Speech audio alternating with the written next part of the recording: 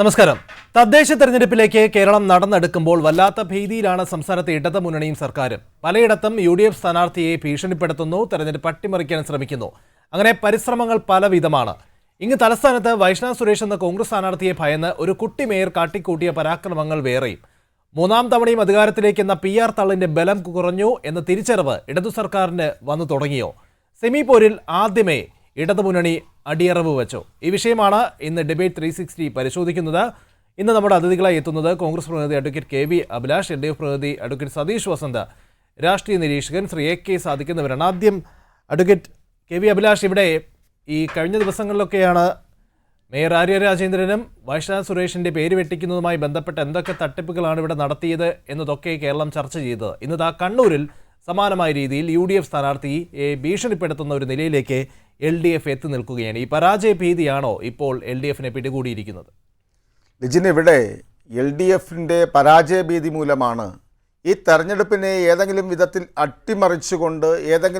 അട്ടിമറിച്ചുകൊണ്ട് വിജയം നേടാമെന്ന് പറയുന്ന മാർക്സിസ്റ്റ് പാർട്ടിയുടെ ഒരു രാഷ്ട്രീയ ഫാസിസമാണ് കേരളം ഒട്ടാകെ കണ്ടുകൊണ്ടിരിക്കുന്നത്. പ്രത്യേകിച്ച് കണ്ണൂർ ജില്ല, മുഖ്യമന്ത്രിയുടെ കണ്ണൂർ ജില്ല ഉൾപ്പെടെയുള്ള പ്രദേശങ്ങളിൽ രാഷ്ട്രീയ ഫാസിസമാണ്.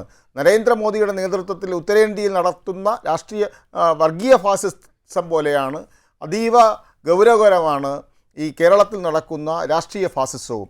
നമ്മുടെ സ്ഥാനാർത്ഥികളെ, UDFിൻ്റെ സ്ഥാനാർത്ഥികളെ പ്രഖ്യാപിക്കുമ്പോൾ തന്നെ അവരുടെ വീട്ടിൽ പോയി ഭീഷണിപ്പെടുത്തുക, അവരെ ഭീഷണിപ്പെടുത്തിയതിന് ശേഷം അവരുടെ നിന്ന് നാമനിർദ്ദേശ പത്രിക പിൻവലിച്ചതായിട്ട് ഒപ്പിട്ട് വാങ്ങുക, അത്തരത്തിലുള്ള നടപടികൾ പരാജയ ഭീതി മൂലം ഉണ്ടാകുന്ന കാര്യങ്ങളാണ്.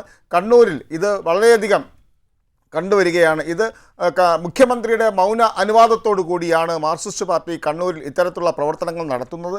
ആന്തൂരിൽ ഒരു വാർഡിൽ UDF സ്ഥാനാർത്ഥിയുടെ പത്രിക പിൻവലിക്കുന്നതിന് വേണ്ടി അവിടെ പോയി അവരെ ഭീഷണിപ്പെടുത്തുകയും അവരിൽ നിന്ന് ഒപ്പിട്ട് വാങ്ങുകയും ചെയ്തു. ഇത് രാഷ്ട്രീയ ഫാസിസമാണ്.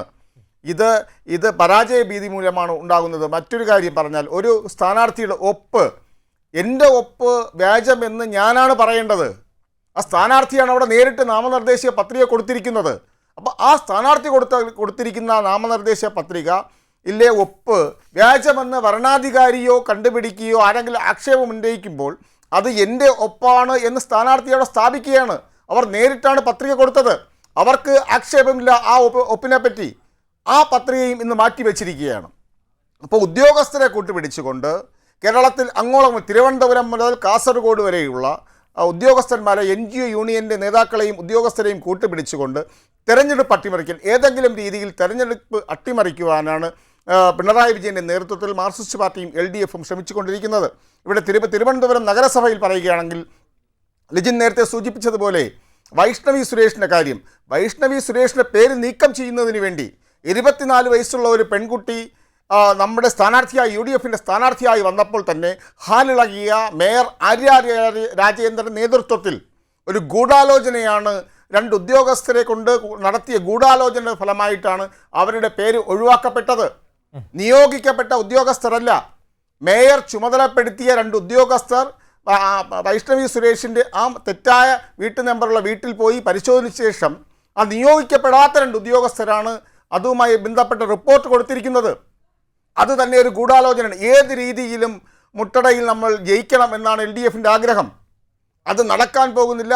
വൈഷ്ണവി സുരേഷിൻ്റെ സ്ഥാനാർത്ഥിത്വം പ്രഖ്യാപിച്ചപ്പോൾ തന്നെ ഇവർക്ക് ഹാലിളകി, ഞങ്ങൾ വിജയിച്ചു കഴിഞ്ഞു. ഇന്ന് അവസാനം തിരഞ്ഞെടുപ്പ് കമ്മീഷന് തന്നെ പറയേണ്ടി വരുന്നു, ഇവിടെ ഉദ്യോഗസ്ഥരുടെ ഗൂഢാലോചനയുടെ ഫലമായിട്ടാണ് വൈഷ്ണവി സുരേഷിൻ്റെ വോട്ടർ പട്ടികയിലെ പേര് നീക്കം ചെയ്തത് എന്ന്. ഇത് ഇവിടെ മാത്രമല്ല, വൈഷ്ണവിക്കെതിരായി ആരോപണം ഉന്നയിച്ചുകൊണ്ട് പരാതി കൊടുത്ത വ്യക്തി, മാർക്സിസ്റ്റ് പാർട്ടിയുടെ ബ്രാഞ്ച് സെക്രട്ടറി അയാളുടെ വീട്ടിൽ 28 വോട്ടാണ്. അദ്ദേഹത്തിൻ്റെ വീട്ടു നമ്പറിൽ 28 വോട്ടാണ് വ്യാജമായി ചേർത്തിരിക്കുന്നത്.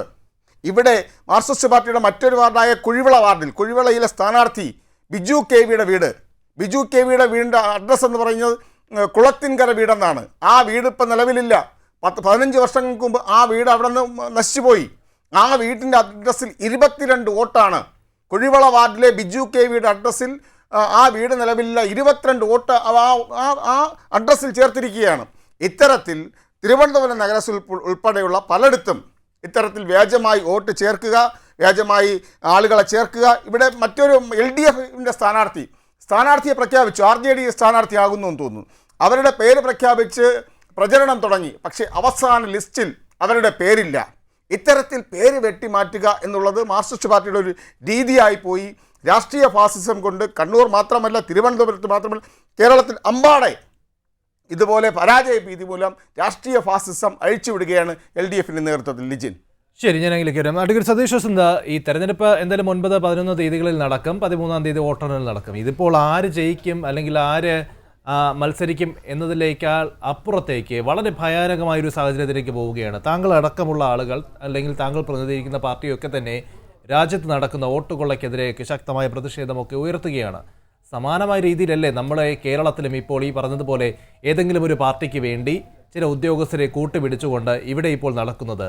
അവിടെ വോട്ട് ചോരി എന്ന് രാഹുൽ ഗാന്ധി ആക്ഷേപിക്കുന്നു, ഇവിടെ ഇതാ CPM വോട്ട് ചോരി എന്ന് കേരളത്തിന് പറയേണ്ട ഒരു സാഹചര്യത്തിലേക്ക് എത്തുകയാണ്. ഈ പരാജയഭീതിയാണോ നിങ്ങളെ ഇത്തരം രീതിയിലേക്ക് അല്ലെങ്കിൽ ഈ ഒരു കാര്യത്തിലേക്കൊക്കെ എത്തിക്കുന്നത്? ലിജിനെ, LDFിനെ സംബന്ധിച്ച് നമുക്ക് പരാജയഭീതിയൊന്നുമില്ല. പരാജയഭീതിയാണെങ്കിൽ അങ്ങനെ ഇപ്പം ഭരണ സംവിധാനത്തിൽ ഇരിക്കുമ്പോഴത്തേക്ക് നമുക്ക് എല്ലാ സ്ഥലത്തും ചെയ്യാമല്ലോ. ഉദ്യോഗസ്ഥന്മാരെ കൊണ്ട് ചില സ്ഥലത്തൊക്കെ അങ്ങോട്ടും ഇങ്ങോട്ടുമൊക്കെ പ്രശ്നങ്ങളുണ്ട്. സ്വാഭാവികമായി ഇലക്ഷൻ വരുമ്പോൾ അങ്ങനെയൊക്കെ ഉണ്ടല്ലോ, സ്വാഭാവികമായി ഉണ്ട്. അത് പണ്ടത്തെ പോലെയൊന്നും ഇപ്പം ഇല്ല. ഇപ്പോൾ എന്ന് പറയുന്നത് സൗഹൃദമായൊരു അങ്ങോട്ടും ഇങ്ങോട്ടും എല്ലാ മുന്നണികളും സൗഹൃദമായിട്ടാണ് മത്സരങ്ങളെല്ലാം കാഴ്ചവെക്കുന്നത്. നോക്കൂ, 1-2 സ്ഥലത്ത് എന്തെങ്കിലും ഒരു ഇതുണ്ടെങ്കിൽ അതെല്ലാം LDFിൻ്റെ അല്ലെങ്കിൽ CPM ചെയ്യുന്ന കാരണമൊന്നും നിങ്ങൾ പറയല്ലേ. അത് എല്ലാ സ്ഥലത്തും ഉണ്ടല്ലോ. നിങ്ങളിപ്പം മുട്ടട വാർഡിലെ സ്ഥാനാർത്ഥിയുടെ കാര്യം പറഞ്ഞു. അങ്ങനെ അല്ലെങ്കിൽ ഈ കൊടുത്ത ഇദ്ദേഹം പറഞ്ഞല്ലോ, അഭിലാഷ് പറഞ്ഞല്ലേ, ഈ സ്ഥാനാർത്ഥിയുടെ ഈ പരാതി കൊടുത്തവരുടെ വീട്ടിൽ 28 വോട്ട് എങ്ങനെയാണ്? അതൊക്കെ എന്ന് പറയുന്നത് വേറൊന്നും കൊണ്ടല്ല, അതൊക്കെ തെറ്റുകൾ വരണമാണ്. പക്ഷേ തെറ്റുകൾ വരുമ്പോൾ ചൂണ്ടിക്കാണിക്കേണ്ടത് രാഷ്ട്രീയ പാർട്ടിയുടെ അവകാശമാണ്. അത് വേണം. അത് ഏത് രാഷ്ട്രീയ പാർട്ടിയാണ് നിങ്ങൾ ചെയ്യണം. അല്ല, ഏത് അല്ല അതെ സപ്ലിമെന്റ് എന്താണ്? കോടതി പോയില്ലേ? ഞാൻ പറഞ്ഞത് നിങ്ങൾ വേറെ സ്ഥാനാർത്ഥി ഉണ്ടായിരുന്നില്ല, ഇപ്പൊ കണ്ണൂരാണോ? അദ്ദേഹത്തിന് വോട്ടേയില്ലല്ലോ. കോടതി എന്താണ് ചോദിച്ചത്? താങ്കൾ കഴിഞ്ഞ പ്രാവശ്യം ചെയ്തെന്നാണ് അദ്ദേഹം പറയുന്നത്. ആ കഴിഞ്ഞ പ്രാവശ്യം ചെയ്തെങ്കിൽ നിങ്ങൾക്ക് വലിയ സെറ്റപ്പുള്ള രാഷ്ട്രീയ പാർട്ടിയല്ലേ, അങ്ങനെ കഴിഞ്ഞ പ്രാവശ്യം ചെയ്തതെടുത്ത് കാണിക്കണ്ടേ? അപ്പോൾ അത് കള്ളത്തനമായിരുന്നില്ലേ? അപ്പോൾ കോടതി തന്നെ തള്ളിക്കളഞ്ഞില്ലേ? അപ്പോൾ അതെന്താണ് നിങ്ങൾ സംസാരിക്കാത്തത്? അപ്പം അത് ഒരു സെലിബ്രേറ്റ് ചെയ്യാണ്, കോടതി ചെന്ന് പറയാണ്. ഞാനും അഭിലാഷും ഒക്കെ കോടതിയിലൊക്കെ വാദിക്കുന്നതല്ലേ. ഒരു സെലിബ്രിറ്റിക്ക് പ്രത്യേക ഒരു നിയമമുണ്ടോ? അങ്ങനെയൊന്നുമില്ലല്ലോ. അപ്പോൾ കോടതി വന്ന് സെലിബ്രിറ്റിയൊക്കെ അത് വെളിയിൽ, നമുക്ക് നിയമമാണ് വലുത്. ആ നിയമത്തിനനുസരിച്ച് പോകണമെന്ന് പറഞ്ഞാലല്ലേ അത് തള്ളിക്കളഞ്ഞു. അപ്പം ഇവിടെ മേയർക്ക് ബാധകമല്ലേ സാർ? തിരുവനന്തപുരത്തെ മേയർ ആര്യ രാജേന്ദ്രൻ, അല്ല മേയർ ആര്യ രാജേന്ദ്രൻ നിങ്ങൾ എവിടെയാണ് അദ്ദേഹം അവർ ഇടപെട്ടത്? പിന്നെ ഈ നിങ്ങൾ കാണിക്കുന്ന 2 വ്യക്തികൾ അവിടെ പോയത് ആവശ്യമില്ലാത്ത ഞാൻ ഒരു കാര്യം, മേയർ ആര്യ രാജേന്ദ്രന്റെ ആവശ്യമില്ലാതെ മേയറെ പറഞ്ഞിട്ട് എന്ത് കാര്യം? അല്ല ഞാൻ ആര്യ രാജേന്ദ്രന്റെ നേരത്തെ ഇരുന്ന സ്റ്റാഫുകളാണ്, ഇപ്പൊ അവരുടെ സ്റ്റാഫുകളാണല്ലോ. അല്ല അങ്ങനെയല്ല. അല്ല ഞാൻ പറഞ്ഞിട്ട് ആഫീസിലൊക്കെ പലരും വന്നിരിക്കും. അല്ല ഞാൻ എന്ന് അത് പൊളിറ്റിക്കൽ ഇതാണോ? അല്ല അല്ലെന്നേ. അല്ലല്ല സതീഷ് വസന്ത, അവിടെ ചുമതലപ്പെടുത്തിയത് ആരെയാണ്? അതല്ലേ പറഞ്ഞത്, അവിടെ ചുമതലപ്പെടുത്തിയത് ആരെയാണ്? ഈ ചുമതലപ്പെടുത്തിയവരാണ് അവിടെ പോയത്. ഈ അവിടെ വീടുകളിൽ പോയി സത്യവാങ്മൂലം എഴുതി വാങ്ങിയ ആൾക്ക് എന്തെങ്കിലും ചുമതല ഉണ്ടായിരുന്നോ? അല്ല അത് ഈ നിങ്ങൾ ചുമതല ഉണ്ടായെന്ന് എന്തെന്ന് അത് ഒരു രാഷ്ട്രീയ പാർട്ടികളെന്ന് പറഞ്ഞാൽ ഈ വീട്ടിൽ താമസിക്കില്ല എന്ന് പറഞ്ഞ് ഒരാളുടെ എഴുതി അതിൻ്റെ തെറ്റെന്താണ്? അതുകൊണ്ടോ ഈ വീട്ടിൽ വാങ്ങിയത് ആ ഒരു സ്വാഭാവികമായി വൈഷ്ണവിക്കെതിരെയാണ് അദ്ദേഹം അവിടെ പോയി എഴുതി വാങ്ങുന്നത് എന്ന് അദ്ദേഹത്തിന് നല്ല ബോധ്യമുണ്ടാകും. ഞാൻ ഒരു കാര്യം തിരിച്ച് അഭിലാഷ് ഒരു കാര്യം പറഞ്ഞല്ലോ, ഒരു വീടിരിക്കുന്നത് അത് വർഷങ്ങൾക്ക് മുമ്പേ ആ വീട്ടിൽ നിന്ന് വീട് ഡീമോളിഷ് ചെയ്തു. ആ ഡീമോളിഷ് ചെയ്ത വീട്ടിൽ 10-12 വോട്ട് ചേർത്തു. 21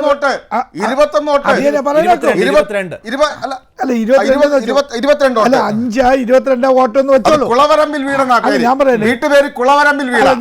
ഞാൻ പറയുന്നേക്കൂ, ആ വീട്ടിലെ ഉടമസ്ഥൻ എന്ന് പറയാന് ഈ വീട്ടിൽ എൻ്റെ വീട്ടിൽ ഈ ആളില്ല എന്ന് പറയുന്നത് തെറ്റെന്താ? അതല്ലേ ഇവിടെ ചെയ്തിട്ടുള്ളൂ. വേറെ എന്താ നിങ്ങൾ പറയുന്നത്? അനധികൃതമായി ചെയ്തിട്ടുണ്ടോ? ആരാ വോട്ട് അനധികൃതമായിട്ട് ചെയ്യണോ? ആ വീട്ടിൽ 2 വർഷം കൊണ്ട് ഈ കുട്ടി താമസിക്കില്ല ഈ നമ്പറിൽ ഇന്നലെ ചോദിച്ചോളൂ. അതിന് തെറ്റെന്താ? അത് തെറ്റായ നടപടിയല്ല അഭിലാഷേ. അപ്പം ഞാൻ ലിജിനെ ഒരു കാര്യം വിട്ട് ഈ ഇടതുപക്ഷത്തിനെ സംബന്ധിച്ച് നിങ്ങളിത് പറയുന്ന വെച്ചാൽ ഇടതുപക്ഷം വീണ്ടും വരുന്നേ 3-ാം പ്രാവശ്യം വരും. ജനങ്ങൾക്ക് ഉപകാരപ്രദമായ കാര്യങ്ങൾ ചെയ്യുന്ന ഏത് സർക്കാരാണെങ്കിലും വരുന്നു. അത് LDF ആയിരുന്നാലും UDF ആയിരുന്നാലും NDF ആയിരുന്നാലും വരും, സ്വാഭാവികമായി വരും. അതിന് ആര് കാലാളിറങ്ങിയിട്ടും കാര്യമില്ല. നിങ്ങളത് മനസ്സിലാക്കണം. ഇടതുപക്ഷ സർക്കാർ ഇന്ന് ചെയ്യുന്ന കാര്യങ്ങളിലൊക്കെ ജനങ്ങൾക്കിടയിൽ മതിപ്പുണ്ട്. ഇപ്പം തന്നെ ഇന്നലെ തൊട്ട് സാമൂഹ്യ പെൻഷൻ കൊടുത്തു തുടങ്ങിയല്ലോ. ആ സാമൂഹ്യ പെൻഷൻ 2000, 1200, 3200 എല്ലാവരും കൈ കിട്ടിക്കഴിഞ്ഞല്ലോ. അതുപോലെ തന്നെ സ്ത്രീകൾക്ക് 1000 രൂപ കൊടുക്കുന്നുണ്ടല്ലോ.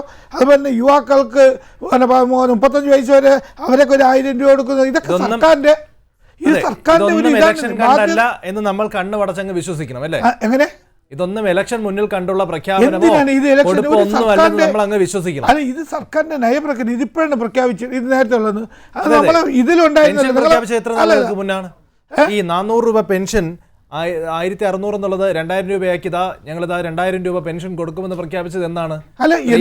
എത്ര രൂപ നൽകുമെന്ന് മാനിഫെസ്റ്റോയിലുള്ള 2500 ആക്കുന്നു. ആ മാനിഫെസ്റ്റോ അനങ്ങാൻ ഈ വർഷം അവസാനിക്കേണ്ടി വരും. അതായത് ഈ ഭരണത്തിന്റെ കാലയളവ് അവസാനിക്കാൻ മാസങ്ങൾ വേണ്ടിവരും മാനിഫെസ്റ്റോ ഒന്ന് അനങ്ങാൻ.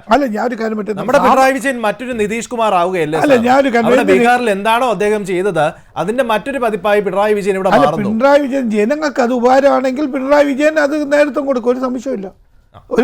ശരി, ശ്രീ AK സാദിഖ്, അതാണ് വാദം. അതായത് നിശ്ചയമായും ജനങ്ങൾക്ക് ഉപകാരപ്പെടുന്ന കാര്യങ്ങൾ ചെയ്യാനാണ് നമ്മളെല്ലാവരും സമ്മതിദായക അവകാശം ഉപയോഗിച്ച് ഓരോ സർക്കാരുകൾ അല്ലെങ്കിൽ ജനപ്രതിനിധികളെ ഈ പറയുന്ന പ്രധാനപ്പെട്ട താക്കോൽ സ്ഥാനങ്ങളിൽ ഇരുത്തിയിരിക്കുന്നത്. പക്ഷേ അവിടുത്തെ പ്രശ്നം ഈ ടൈമിംഗ് എന്ന് പറയുന്നത് പ്രശ്നമാണ്. അവരുടെ ബുദ്ധിമുട്ടുകൾ മുതലെടുക്കുക. അതാണ് ഈ ബീഹാറിലടക്കം നമ്മൾ ഒരുപാട് ചർച്ച ചെയ്തതാണ്. 10,000 രൂപ സ്ത്രീകളുടെ അക്കൗണ്ടിലേക്ക് കൊടുക്കുന്നു. അതും തെരഞ്ഞെടുപ്പിന് ദിവസങ്ങൾ മാത്രം ബാക്കി നിൽക്കുമ്പോൾ സ്വാഭാവികമായും ഈ സ്ത്രീകളുടെ ഭാഗത്ത് നിന്നും ഉണ്ടാകുന്നൊരു അനുകൂല പ്രതികരണം നിതീഷ് കുമാർ അല്ലെങ്കിൽ അവിടെയുള്ള സർക്കാരിന് അനുകൂലമായിരിക്കും. അതിൻ്റെ മറ്റൊരു പതിപ്പായി ഇവിടെ നടത്തുകയാണ്. നമ്മുടെ വിഷയം ഈ പറഞ്ഞതുപോലെ ജനാധിപത്യ സംവിധാനത്തിൽ ഈ തെരഞ്ഞെടുപ്പ് പ്രക്രിയകൾ വളരെ സുതാര്യമായി നടക്കണമെന്ന് പറയുമ്പോഴും പലയിടത്തും അക്രമ സംഭവങ്ങൾ നടക്കുകയാണ്. അതിൽ ചുക്കാൻ പിടിക്കുന്നത് CPM ആണ്, LDF ആണ്. എന്തുകൊണ്ടായിരിക്കും ഈ ഇത്തരത്തിലൊരു ഘട്ടത്തിൽ ഇവർക്ക് ഈ വിരളി പൂണ്ടിരിക്കുന്നത്?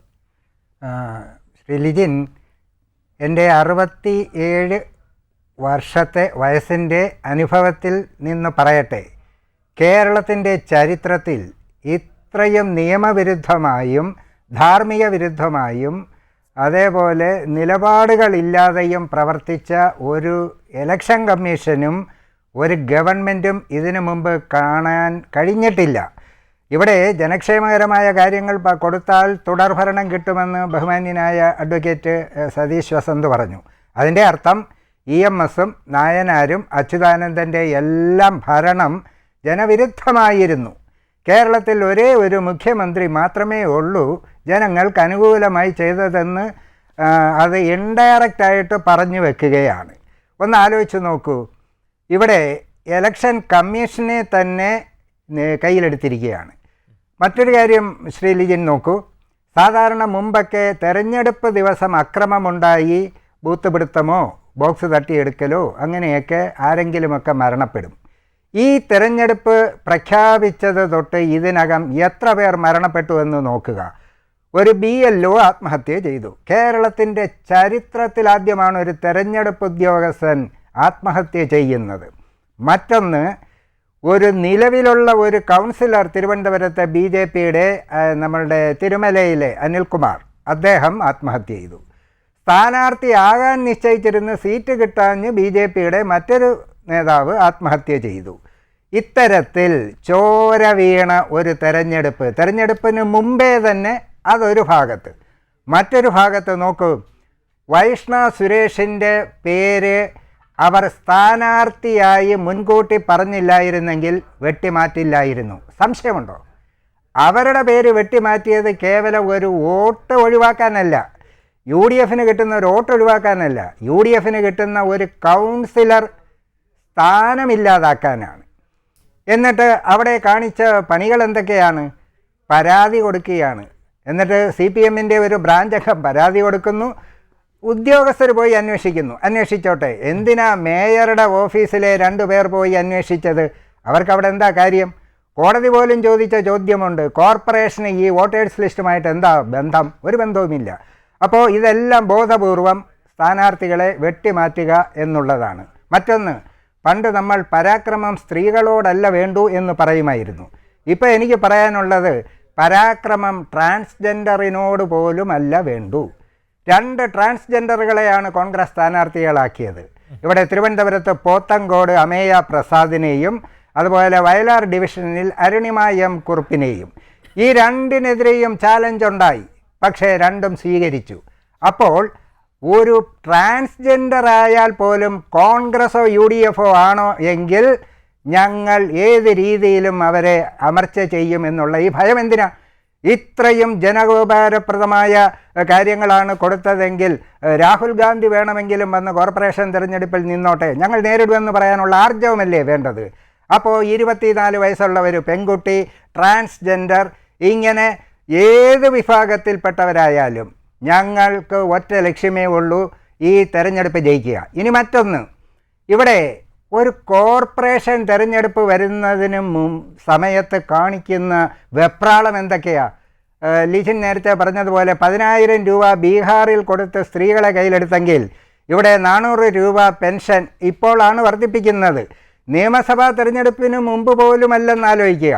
അവിടെ ചില സ്ത്രീകൾ ഇന്ന് പറഞ്ഞതായിട്ട് നമ്മൾ കേട്ടത്, അയ്യപ്പൻ്റെ വിഗ്രഹം കട്ടുണ്ടാക്കിയ പണമായതുകൊണ്ട് ഈ 400 രൂപ വേണ്ട, ഈ അധികം 400 രൂപ വാങ്ങി കഴിച്ചാൽ ചിലപ്പോൾ അയ്യപ്പകോപം വരുമെന്ന്. അങ്ങനെ പോലും ആളുകൾ പറയാൻ തുടങ്ങി. അപ്പോൾ പണം കൊടുത്താൽ മാത്രം പോരാ, ആ പണം മര്യാദയ്ക്കുള്ള പണമാണെന്ന് പോലും ജനങ്ങൾക്ക് ബോധ്യമാകേണ്ടതായിട്ടുണ്ട്. മറ്റൊന്ന്, ഇവിടെ ഒരു പ്രത്യേക വീട്ടു നമ്പർ തെറ്റിപ്പോയെന്നും പറഞ്ഞുകൊണ്ടാണല്ലോ ഈ കോലാഹലമെല്ലാം തിരുവനന്തപുരത്ത് ഇവിടെ കാണിച്ചത്. ഒരാളിന് ഒരേ സമയം 2 പഞ്ചായത്ത് തിരഞ്ഞെടുപ്പിൽ പേര് വരാൻ നിയമം അനുവദിക്കുന്നുണ്ടോ? നമ്മളുടെ ചാനലിലൂടെ പ്രസിദ്ധനായ MV രാവകൻ്റെ മകൻ MV നികേഷ് കുമാറിൻ്റെ പേര് ഈ മുട്ടട വാർഡിൽ ചേർത്തിരിക്കുന്നു എന്നാണ് ഇപ്പോൾ ഏറ്റവും അവസാനം നമ്മൾക്ക് മനസ്സിലാക്കാൻ കഴിഞ്ഞിരിക്കുന്നത്. അത് മുട്ടടയിലെ ഇൻഫൻറ്റ് ജീസസ് സെൻറ്ററിൽ 1412-13-14 MV നികേഷ് കുമാർ, റാണി നികേഷ് കുമാർ, ശങ്കരൻ നികേഷ് കുമാർ സപ്ലിമെൻ്ററി ലിസ്റ്റില്ല. ഏതാ? നമ്മളുടെ ഈ വൈഷ്ണവ സുരേഷിൻ്റെ പേര് വെട്ടിമാറ്റിയ സപ്ലിമെൻ്ററി ലിസ്റ്റിൽ ഉൾപ്പെടുത്തിയ പേരുകളിൽ 3 പേരുകളാണ്. ഇതേ സമയം കളമശ്ശേരിയിലെ, ഇടപ്പള്ളിയിലെ അവിടുത്തെ വോട്ടേഴ്സ് ലിസ്റ്റിൽ നമ്പർ 326, 27, 28 ഈ 3 പേർ അവിടെയുമുണ്ട്. ഇതുപോലൊരു ഇലക്ഷൻ കമ്മീഷൻ നാണം കെട്ടതെന്ന് തന്നെ പറയേണ്ടി വരും. കേരളത്തിൻ്റെ ചരിത്രത്തിൽ ഉണ്ടായിട്ടുണ്ടോ? ഇത്രയും സോഫ്റ്റ്വെയർ സംവിധാനമുള്ളപ്പോൾ ഒരിടത്ത് നിന്ന് വോട്ട് മറ്റൊരിടത്തേക്ക് മാറ്റിയാൽ സ്വാഭാവികമായും ആദ്യ അടുത്ത വോട്ട് പോകില്ലേ? പോകണം എന്നാണ് വ്യവസ്ഥ. ആ ഒറ്റ കാരണം കൊണ്ട് നമ്മൾക്ക് പറയാം, ഈ വോട്ടേഴ്സ് ലിസ്റ്റിനകത്ത് അനവധി കൃത്രിമങ്ങൾ നടന്നിട്ടുണ്ട് എന്നുള്ളതിന് യാതൊരു സംശയമില്ല. ഇന്ന് പാലക്കാട്ടെ ഒരു രംഗം നമ്മൾ കാണുകയുണ്ടായി. BJPയുടെ വലിയൊരു വക്കീലിനെയും കൊണ്ടൊക്കെ വന്ന് ഒരു സ്ക്രൂട്ടണിയിൽ UDFൻ്റെ കോൺഗ്രസിൻ്റെ ഒരു സ്ഥാനാർത്ഥിയുടെ സ്ഥാനാർത്ഥിത്വം പത്രിക തള്ളിക്കാനായിരുന്നു. അവിടെ ശ്രീ രാഹുൽ മാങ്കൂട്ടം കൃത്യമായി റൂള് പറഞ്ഞു. അതായത് ഫൈൻ, സർക്കാരിലേക്ക് കിട്ടാനുള്ള ഫൈൻ അടയ്ക്കാതിരുന്നാൽ മാത്രമാണ്, ബാക്കിയുള്ളതൊന്നും ഇലക്ഷൻ കമ്മീഷൻ്റെ സർക്കുലറിനനുസരിച്ച് തള്ളാൻ പറ്റില്ല. അവസാനം വലിയ ബഹളം ഉണ്ടാക്കിയെങ്കിലും നിയമപരമായി അത് സ്വീകരിക്കേണ്ടി വന്നു. അതുപോലെ കോടതി വൈഷ്ണവയുടെ കാര്യത്തിൽ ആ പറഞ്ഞ വാക്കുകൾ മാത്രം പോരെ, കോടതിയാണ്, രാഷ്ട്രീയ പാർട്ടികളോ പ്രതിപക്ഷമോ ഒന്നുമല്ല പറഞ്ഞത്. ഒരു ചെറിയ പ്രായത്തിലുള്ളൊരു പെൺകുട്ടി മത്സരിക്കാൻ വന്നപ്പോൾ നാണമില്ലേ നിങ്ങൾക്ക് ഈ രീതിയിൽ ആ കുട്ടിയോട് പ്രതികരിക്കാൻ? രാഷ്ട്രീയപരമായി ആ തെരഞ്ഞെടുപ്പിനെ നേരിടാതെ അതിൻ്റെ വോട്ട് വെട്ടി മാറ്റുന്നതൊക്കെ മര്യാദയാണോ എന്നാണ് ഹൈക്കോടതി ചോദിച്ചത്. അപ്പോൾ ഹൈക്കോടതി പോലും ഇത്തരത്തിൽ പറയാൻ തുടങ്ങിയെങ്കിൽ നമ്മൾക്ക് ഇപ്പോഴത്തെ ഈ തെരഞ്ഞെടുപ്പിനെ സംബന്ധിച്ചിടത്തോളം ഒരുപാട് പരാതികളും ഒരുപാട് സംശയങ്ങളും ഉണ്ട്. ഒപ്പം ബലം പ്രയോഗിച്ചും ഭീഷണിപ്പെടുത്തിയും സ്ഥാനാർത്ഥിത്വമില്ലാതാക്കുക, അതല്ലെങ്കിൽ സ്ക്രൂട്ടണി സമയത്ത് തള്ളിക്കുക, ഇത്തരത്തിലുള്ള പരിപാടികളുമുണ്ട്. എന്തായാലും കണ്ണൂരിൽ 4 പേർ എതിരില്ലാതെ തിരഞ്ഞെടുക്കപ്പെട്ടു എന്ന് ഇവർ വിജയം ആഘോഷിക്കുമ്പോൾ കഴിഞ്ഞ തെരഞ്ഞെടുപ്പിൽ 6 പേരവിടെ എതിരില്ലാതെ തിരഞ്ഞെടുത്ത് ഇപ്പോൾ 2 മത്സരിക്കാൻ ആൾ വന്നു. കാസർഗോഡ് മുസ്ലിം ലീഗിൻ്റെ ഒരു സ്ഥാനാർത്ഥിക്കെതിരെയും എതിരില്ല. അപ്പോൾ ഈ ജനങ്ങൾ കഴിഞ്ഞ 10 വർഷക്കാലമായി ഈ ഗവൺമെൻറ്റിനെ വിമർശിക്കുന്നത് വെറുതെ അല്ല, കാര്യമുണ്ടായിട്ടാണ്. കഴിഞ്ഞ തെരഞ്ഞെടുപ്പ് ജയിച്ചത് യഥാർത്ഥ തെരഞ്ഞെടുപ്പല്ല, കോവിഡ് കാലത്ത് നടന്ന ഒരു തെരഞ്ഞെടുപ്പായതുകൊണ്ട് ജയിച്ചുവെന്നേ ഉള്ളൂ. അതുകൊണ്ട് ഇനിയും തുടർഭരണം കിട്ടുമെന്നുള്ളതൊക്കെ മലർപ്പൊടിക്കാരൻ്റെ സ്വപ്നമാണ്. ഇനിയും തുടർഭരണം കിട്ടിയാൽ കേരളത്തിലെ ജനങ്ങൾ തീരെ എന്താ പറയുക, തിരിച്ചറിവോ സംസ്കാരമോ ഇല്ലാത്തവരാണെന്ന് പുറം ലോകം വിധി എഴുതുന്ന പരുവത്തിലാണ് നാട് നിൽക്കുന്നത്. അഡ്വക്കേറ്റ് അഭിലാഷ്, ഈ സാധാരണഗതിയിൽ എപ്പോഴും സർക്കാരുകൾ അവരുടെ വികസന നേട്ടം പറഞ്ഞുകൊണ്ടാണ് ഈ ജനങ്ങളുടെ ഇടയിലേക്ക് ഇറങ്ങാറുള്ളത്. ഇതിന് മുൻപുള്ള പല സർക്കാരുകളും നമ്മൾ കണ്ടിട്ടുണ്ട്. പക്ഷേ ഈ രാജ്യം ഭരിക്കുന്ന നരേന്ദ്രമോദി മൂന്നാമതും അധികാരത്തിലേക്ക് വരുന്ന വേളയിൽ അദ്ദേഹം തെരഞ്ഞെടുപ്പിനെ സമീപിച്ചത് നമ്മൾ കണ്ടതാണ്. പലയിടത്ത് പോയി ഏത് രീതിയിലായിരുന്നു അദ്ദേഹത്തിൻ്റെ പ്രസംഗമെന്ന് വളരെ കൃത്യമായി പൊതുസമൂഹം കണ്ടതും അതിനെ മാധ്യമങ്ങളൊക്കെ തന്നെ വളരെ കൃത്യമായി റിപ്പോർട്ട് ചെയ്യുകയും ചെയ്തു. അതിൻ്റെ മറ്റൊരു പതിപ്പാണ് കേരളത്തിൽ നടക്കുന്നത് എന്നതാണ്. കാരണം പറയാനായി വികസന പദ്ധതികളില്ല, ക്ഷേമ പ്രവർത്തനങ്ങൾ നടത്തുന്നു. അതെപ്പോഴാണ്? ടൈമിംഗ് ആണ് ഏറ്റവും പ്രധാനമെന്ന് എല്ലാവരും ചൂണ്ടിക്കാണിക്കുകയാണ്. ഏറ്റവും അവസാനം തെരഞ്ഞെടുപ്പിന് മാസങ്ങൾക്ക് മുൻപ് അല്ലെങ്കിൽ ഏതെങ്കിലും ഒരു ഉപതെരഞ്ഞെടുപ്പ് വിജ്ഞാപനം വരുന്നതിന് തൊട്ട് മുൻപ് ഒരു പ്രഖ്യാപനം നടത്തുന്നു, ഞങ്ങളാണ് നിങ്ങളെ സംരക്ഷിച്ചു പോകുന്നത്. അങ്ങനെ സംരക്ഷിച്ച് അയ്യപ്പൻ്റെ സ്വർണം വരെ കട്ടുകൊണ്ടുപോയി അതിൻ്റെ ഏറ്റവും പ്രധാനപ്പെട്ട ആളുകളൊക്കെ തന്നെ നിൽക്കുന്നു. ഇവർക്ക് പറഞ്ഞു നിൽക്കാൻ ഒന്നുമില്ലാത്തതിൻ്റെ ഒരു ബുദ്ധിമുട്ടാണോ ഈ തെരഞ്ഞെടുപ്പ് അടുക്കുന്ന വേളയിൽ ഈ സ്ഥാനാർത്ഥികളൊക്കെ തന്നെ കായികമായി നേരിടുക അല്ലെങ്കിൽ അവരെ മാനസികമായി ഭീഷണിപ്പെടുത്തി സമ്മർദ്ദത്തിലാക്കുക എന്ന തന്ത്രത്തിലേക്ക് തിരിയുന്നത് എന്നാണോ നിങ്ങൾ കരുതുന്നത്? ലിജിൻ, ഇവിടെ സാധാരണ ലിജിൻ പറഞ്ഞത് ശരിയാണ്, 100% ശരിയാണ്. കാരണം ഒരു തെരഞ്ഞെടുപ്പ് നടക്കുമ്പോൾ ഭരിക്കുന്ന പാർട്ടി അവർ പറയുന്നത് അവർ നടത്തിയ വികസന പ്രവർത്തനങ്ങൾ എന്തൊക്കെയാണ്, ജനക്ഷേമ പദ്ധതികൾ എന്തൊക്കെയാണ് എന്നുള്ളതാണ് ജനങ്ങളുടെ മുന്നിൽ വയ്ക്കുന്നത്. ഇവിടെ വെക്കാൻ വേണ്ടി ജനക്ഷേമ പദ്ധതികളുമില്ല, വികസന പ്രവർത്തനങ്ങളുമില്ല. കഴിഞ്ഞ 10 വർഷക്കാലമായി ഒരു പദ്ധതി ആരംഭിച്ച് പൂർത്തീകരിച്ചു എന്നിവർക്കൊരു പദ്ധതി പറയാൻ സാധിക്കുമോ? ഒരു പദ്ധതിയും വൻകിട പദ്ധതികളായാലും ശരി, ചെറുകിട പദ്ധതികളായാലും മതി, കേരളത്തിലെ വികസന പദ്ധതികൾ തുടങ്ങി പൂർത്തീകരിച്ചു എന്ന് 2 ടേമായി ഭരിക്കുന്ന പിണറായി വിജയൻ്റെ ഗവൺമെൻറ്റിന് പറയാൻ സാധിക്കുന്നില്ല. ഇവിടെ സാമൂഹ്യക്ഷേമ പെൻഷൻ്റെ കാര്യം പറഞ്ഞു. കഴിഞ്ഞ 5 വർഷക്കാലമായി നമ്മുടെ കയ്യിൽ മലയാളികൾ ആരും ശ്രദ്ധിക്കാതെ പോകുന്നൊരു കാര്യമുണ്ട്. നമ്മളൊരു 1 ലിറ്റർ പെട്രോൾ അടിക്കുമ്പോൾ 2% സെസ് സാമൂഹ്യക്ഷേമ പെൻഷൻ കൊടുക്കുവാൻ വേണ്ടി വാങ്ങുകയാണ്. അഡ്വക്കേറ്റ് വസന്ത് ഉൾപ്പെടെ വസന്ത് നിന്ന് 2 ലിറ്റർ പെട്രോൾ അടിച്ചു അല്ലെങ്കിൽ ഡീസൽ അടിച്ചിട്ടുണ്ടെങ്കിൽ, 500 രൂപയ്ക്ക് ഡീസൽ അടിച്ചിട്ടുണ്ടെങ്കിൽ നിങ്ങളുടെ കയ്യിൽ നിന്ന് 10 രൂപ ഇതിനു വേണ്ടി ഈ സാമൂഹ്യക്ഷേമ പെൻഷൻ കൊടുക്കുവാൻ വേണ്ടി ഗവൺമെൻറ് വാങ്ങുകയാണെന്നേ. ആ വാങ്ങുന്ന തുക എവിടെയാണ് ഇവർ ഉപയോഗിക്കുന്നത്? കഴിഞ്ഞ 2020 കഴിഞ്ഞ 5 വർഷമായിട്ട് കഴിഞ്ഞ 5 വർഷമായിട്ട് നിങ്ങൾ സെസ് പിരിക്കുകയാണ്. കഴിഞ്ഞ 5 വർഷമായിട്ട് സെസ് പിരിക്കുകയാണെന്ന് കണക്കുകൾ പരിശോധിക്കുക. കഴിഞ്ഞ ബഡ്ജറ്റിലോ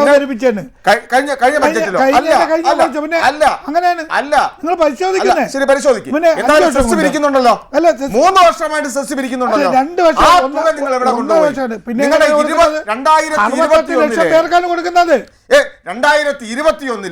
2021 നിങ്ങളെ പ്രകടന പത്രികയിൽ പറഞ്ഞത് എന്താ? ഞങ്ങൾ 2500 രൂപ പെൻഷൻ ആക്കുമെന്ന് പറഞ്ഞു. എന്നിട്ട് ആക്കിയതെന്താണ്? 4.5 വർഷം കാത്തിരിക്കേണ്ടി വന്നില്ലേ മലയാളികൾക്ക്? ആ സാമൂഹ്യക്ഷേമ പെൻഷൻ ഔദാര്യമല്ല എന്ന് ഹൈക്കോടതി പറയേണ്ട സാഹചര്യം കേരളത്തിൽ ഉണ്ടായില്ലേ? നിങ്ങൾ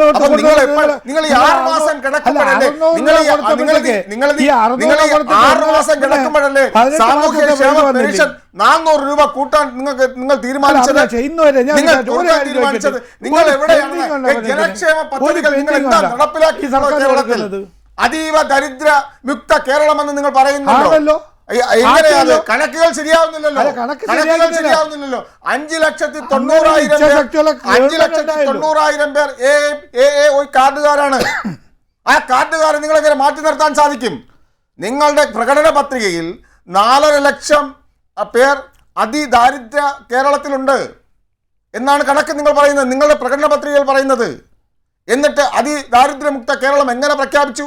നിങ്ങൾ എങ്ങനെയാണ് അത് കണ്ടെത്തിയത്? നിങ്ങളുടെ പ്രകടന പത്രികയിൽ 4,50,000 പേരുണ്ടെന്ന് പറയുമ്പോൾ നിങ്ങളെടുത്ത സർവേയിൽ നിങ്ങളുടെ പഠനത്തിന് വേണ്ടി എടുത്ത 64,000 പേരെ എടുത്തത്. 64 കേരളത്തിൽ അങ്ങോളമുള്ള 3.5 കോടി ജനങ്ങളുടെ 64,000 പേരെ എടുത്ത് പഠനം നടത്തിയതിനു ശേഷം അവർക്ക് വേണ്ട സഹായങ്ങൾ ചെയ്തതിനു ശേഷം അതിദാരിദ്ര്യം ഈ സർക്കാർ ആക്കിയിട്ടുണ്ടല്ലോ. 64,000 പേരെ മാത്രമാണ് നിങ്ങൾ എടുത്തത്. നിങ്ങൾ ഏത് രീതിയിലുള്ള സർവേ ആണ് പറഞ്ഞിട്ടില്ലല്ലോ. ഈ സർക്കാർ അങ്ങനെയെങ്കിലും ഒരു നിങ്ങൾ കഴിഞ്ഞ 4.5 വർഷക്കാലമായി 64,000 പേരെ എടുത്ത് പഠനം നടത്തിയതിനു ശേഷമാണ് പറഞ്ഞത് 3.5 കോടി ജനങ്ങളുണ്ട്. നിങ്ങൾ വഞ്ചിയിൽ പോയെന്ന് പരിശോധിച്ച് നോക്കുന്നേ. ആ റെയിൽവേയുടെ ആ സൈഡിൽ, റെയിൽവേ ലൈന് സൈഡിൽ എത്ര പേരാണ് അടച്ചുറപ്പില്ലാത്ത വീട്ടിൽ പൊതുനിരത്തിൽ കിടന്ന് ഉറങ്ങുന്നത് നിങ്ങളൊന്ന് പരിശോധിച്ച് നോക്ക്. അഗതികളില്ലേ കേരളത്തിൽ? ആ വഞ്ചിയിലുള്ള ഒരു വീട്ടിൽ കൊച്ചുകുട്ടി മണ്ണുവാരി കഴിച്ചിരുന്ന് എന്ന് പറഞ്ഞിട്ട് ശിശുക്ഷേമ സമിതിയുടെ ചെയർമാനെ നിങ്ങൾ സസ്പെൻഡ് ചെയ്ത് പാർട്ടി നോക്കുന്നുണ്ടോ? നിങ്ങൾ ആ ചെയർമാനല്ലേ കേരളത്തിലെ നിങ്ങൾ തിരുവനന്തപുരം നഗരസഭയുടെ മേയറാവുമെന്ന് പ്രഖ്യാപിച്ചുകൊണ്ട് നിങ്ങൾ വോട്ട് പിടിക്കുന്നത്? ആ ചെയർമാനല്ലേ? അങ്ങനെ നിങ്ങൾ പാർട്ടിയിൽ നിന്ന് സസ്പെൻഡ് ചെയ്ത ചെയർമാനെയല്ലേ നിങ്ങൾ മേയർ സ്ഥാനാർത്ഥിയായി പ്രഖ്യാപിച്ചിരിക്കുന്നത്?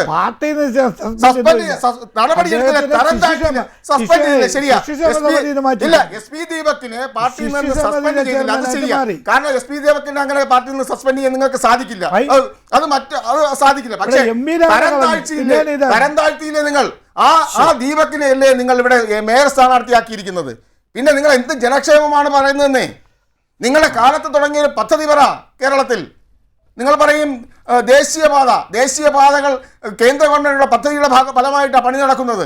അതല്ല, അത് ദയവ് ചെയ്ത് അത് പറയരുത് ഇപ്പോൾ. കാരണം പറഞ്ഞു കഴിഞ്ഞാൽ മഴ നടക്കുന്ന സമയമാണ് വസന്തേ,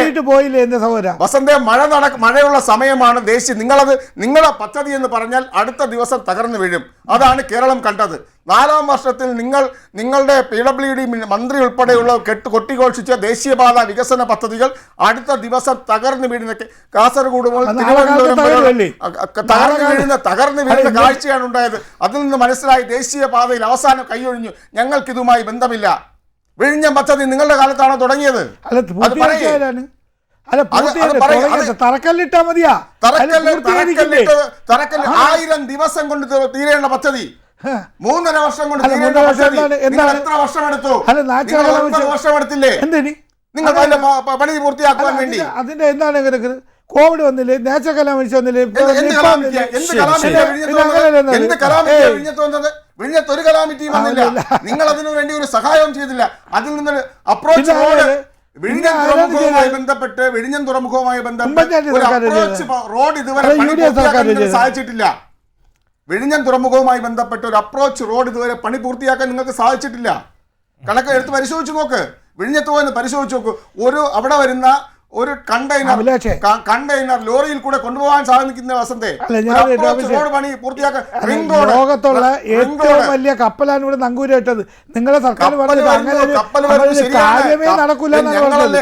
എത്ര വർഷം കഴിഞ്ഞാൽ നടക്കൂല. 3000 കോടി രൂപയുടെ പദ്ധതിയെ 3000 കോടി രൂപയുടെ പദ്ധതിയെ 7000 കോടി രൂപയുടെ അഴിമതി എന്ന് പറഞ്ഞ് രണ്ടാമത്തെ സ്ട്രെച്ച് തുടങ്ങിയിട്ടുണ്ട്. തുടങ്ങിയിട്ടില്ല. പരിശോധിച്ച് നോക്ക്, തുടങ്ങിയിട്ടില്ല. രണ്ടാമത്തെ സ്ട്രെച്ച് തുടങ്ങിയിട്ടില്ല. ശരി, അഡ്വക്കേറ്റ് സതീഷ് വസന്ത്, ഈ പ്രധാനമായും ഉയരുന്ന ചോദ്യം ഇതാണ്. ഇപ്പോൾ അവസാനം അഡ്വക്കേറ്റ് അഭിലാഷ് പറഞ്ഞു വെച്ച വിഴിഞ്ഞം തന്നെ പറയാം. താങ്കൾ പറഞ്ഞത് അവസാനം വന്ന് തറക്കല്ലിട്ടാൽ മാത്രം മതിയോ, അത് പൂർത്തീകരിക്കേണ്ടേ എന്നുള്ളതാണ്. ഈ 6000 കോടിയുടെ കൊള്ളയെന്നൊക്കെ പറഞ്ഞത് ആരാണ് സാർ? കോൺഗ്രസ് ആയിരുന്നോ അതോ മറ്റേതെങ്കിലും പാർട്ടി ആയിരുന്നോ? നിങ്ങളുടെ പാർട്ടിയല്ലേ? നിങ്ങളുടെ പാർട്ടി മുഖപത്രത്തിലല്ലേ വെണ്ടയ്ക്ക അക്ഷരത്തിൽ 1ാമത്തെ പേജിൽ അടിച്ചു വെച്ചത് ഇത് കോർപ്പറേറ്റ് വികസനമാണ്, കോർപ്പറേറ്റിന് വേണ്ടി തീരെ എഴുതി കൊടുത്തിരിക്കുന്നത് എന്ന് പറഞ്ഞത് ആരാണ്?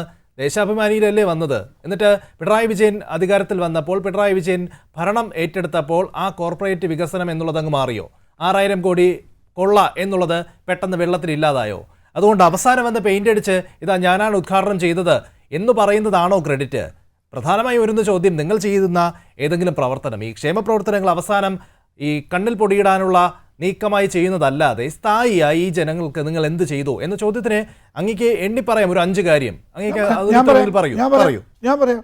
നോക്കൂ, ഇന്ന് കേരളത്തിലെ 40 വ്യവസായ സ്ഥാപനങ്ങൾ ലാഭത്തിലാണ്. ഏത് പൊതുമേഖലാ സ്ഥാപനങ്ങളാണ് ഒന്ന് മനസ്സിലാക്കണം. 2 മെട്രോ പദ്ധതി ആര് കൊണ്ടുവന്നതാണ്? വാട്ടർ